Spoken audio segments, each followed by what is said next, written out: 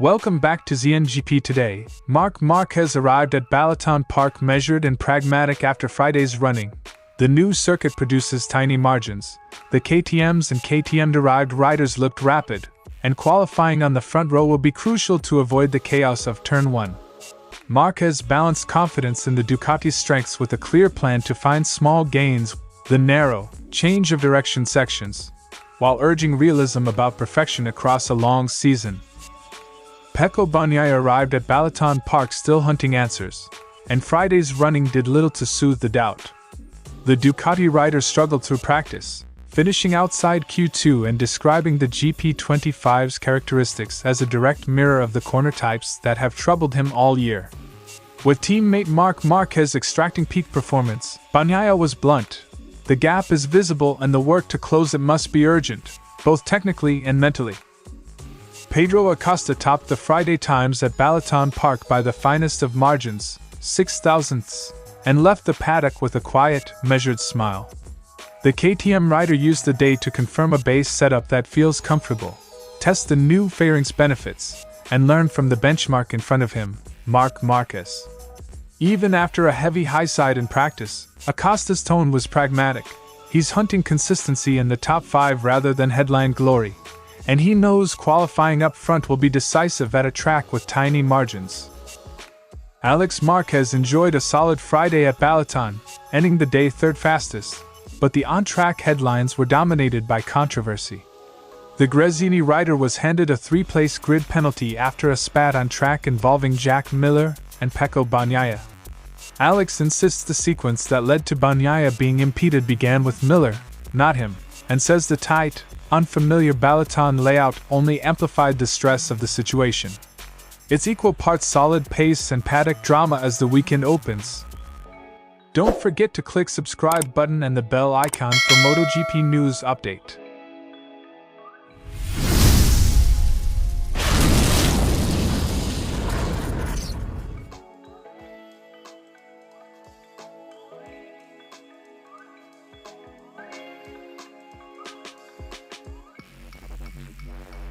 Marquez used FP1 to map where the Ducati shines, flowing, high-speed sections, and where it needs work, very tight bits with quick direction changes. The goal for Saturday is to close those micro-deficits without compromising the bike's stability elsewhere. The important thing is that we worked well today. In the very narrow places, like T3, that's where it's a little harder to move the bike, but tomorrow we'll try to take that small step there without losing the other parts. Identifying a single, tiny weak spot and protecting the rest of the package is classic racecraft. Tweak the compromise, don't upend the whole setup. Marquez flagged the threat from KTMs and Pedro Acosta, praising their turning speed and noting how a few meters earlier in the corner can make a decisive difference on a tight circuit. He expects a congested time sheet where hundredths decide grid order. On debut layouts, the usual reference points fade.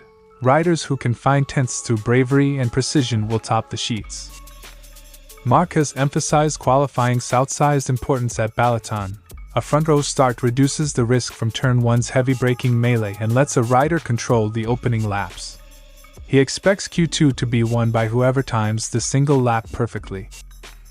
One of the most important Q2s, because of Turn 1, it will be a pole or a qualifying session that will be won by whoever gets the lap right. On a narrow track where passing lines are limited, pole isn't just prestige, it's a tactical necessity.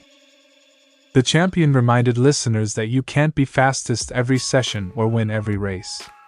Finishing second, third or fourth at Balaton can be as valuable as taking too many risks chasing pole. His Friday focus was consistency. Run the medium rear tire, then attack with the soft when the window opens. I know it's impossible to lead every training session, and it's impossible to win every race, so there are days when finishing second is a good result. That tempered approach often wins championships. Prioritize repeatable pace and tire life over headline lap times. Marquez likened Balaton's narrow lines to a kart track. There's a single groove and very little margin for error. He stressed precision and tire management will decide performance more than raw horsepower here. When the entire top 17 are separated by roughly a second, nuances in braking, turn-in and exit sequencing become the true battleground. Marc Márquez's Friday briefing was a blueprint for measured success at a debut venue. Find the bike's weak point, protect the strengths, and treat qualifying as a race within the race. He's calm, consistent, and realistic, accepting that perfection is impossible, but intent on squeezing every thousandth out of Balaton. In a weekend where the margins are tiny, that mindset could be the edge that turns competitiveness into a podium.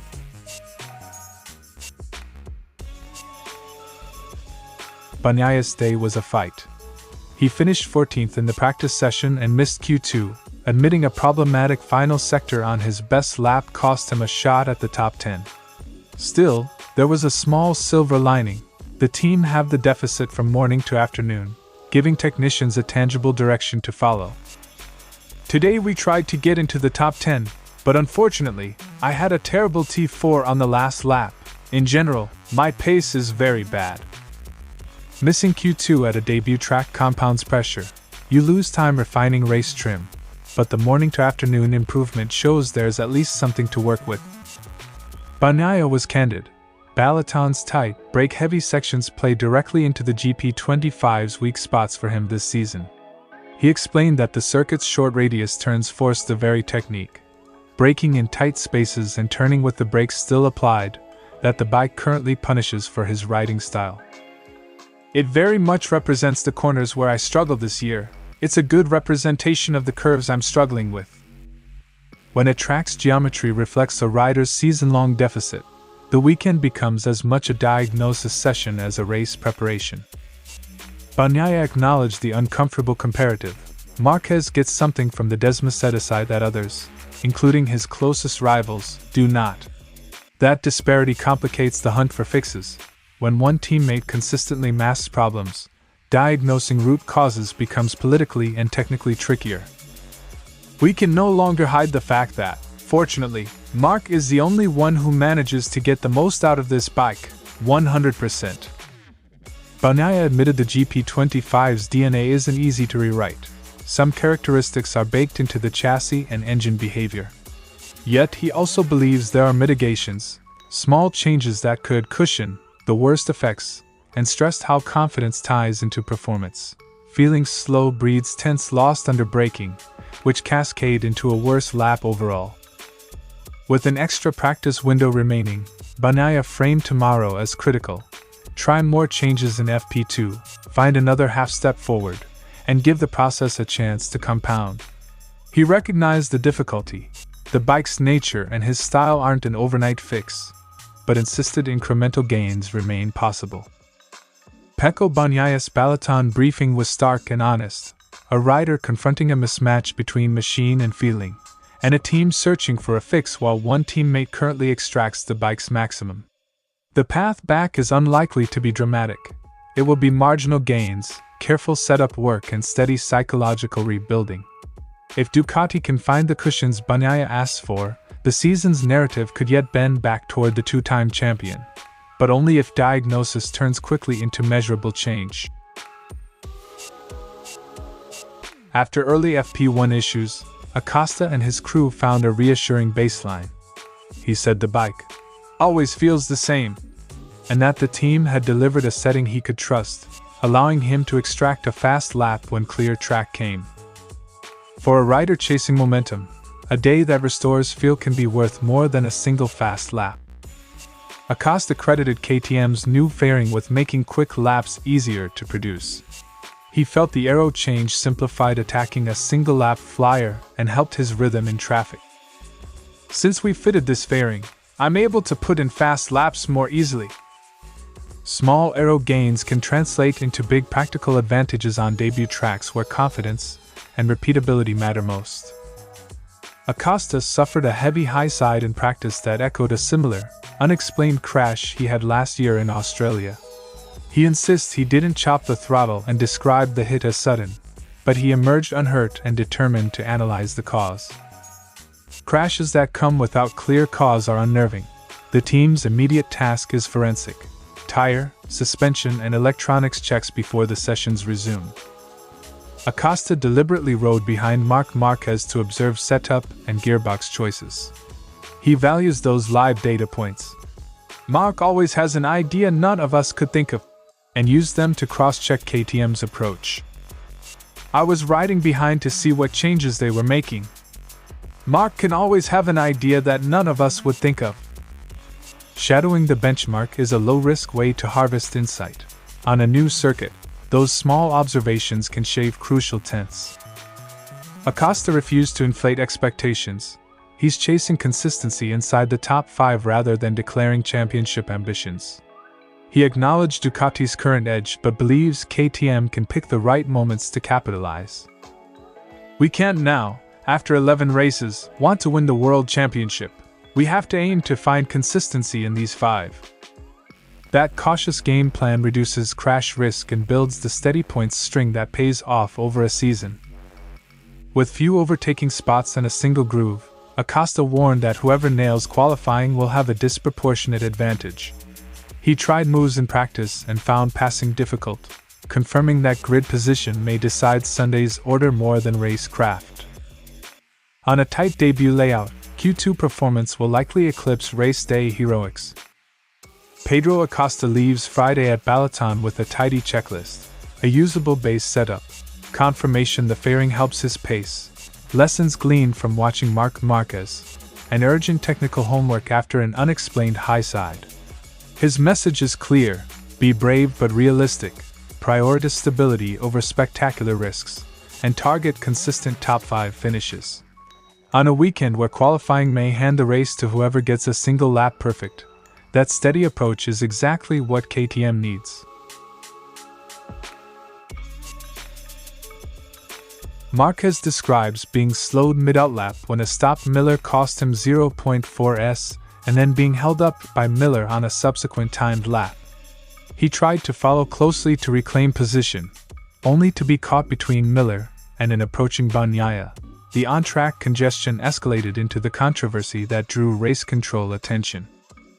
I found Bagnaia, he stopped in the middle preparing his lap. I lost 0.4. Miller had taken my wheel. I didn't see him. I tried to stay as close as possible. What happened with Pecco is Miller's fault, not mine. When 3 riders converge on a narrow debut circuit, small errors magnify fast, and race control is quick to penalize behavior that risks safety. Race officials issued a 3-place grid drop to both Alex and Miller after deeming their behavior contributed to on-track harassment, an unsafe return to the racing line. Alex accepts the outcome only begrudgingly. He frames his actions as reactive rather than provocative. Penalties at a new venue carry extra weight. Missing grid slots on a track where qualifying is king is a tangible setback. He described the bike as a little too nervous, and confessed he's still learning to extract flow on a track that demands stability through many rapid direction changes. I haven't felt completely at home with the bike. It's a little too nervous, and you have to understand that. Marquez called Balaton uniquely stressful. Its compact, chicane-littered layout leaves riders with fewer lines to exploit and less margin for error. At gusty conditions and changing grip, and the first few days become an exercise in managing unknowns rather than chasing outright pace. On a debut circuit, environmental variables and limited reference data make small mistakes costlier. He warned that passing will be tricky at Balaton. Chicanes compress braking windows and the layout favors front-row starters. Marquez suggested races will reward those who secure track position early and avoid mid-pack turbulence. With qualifying crucial and few overtaking avenues, grid position this weekend may well determine the podium contenders.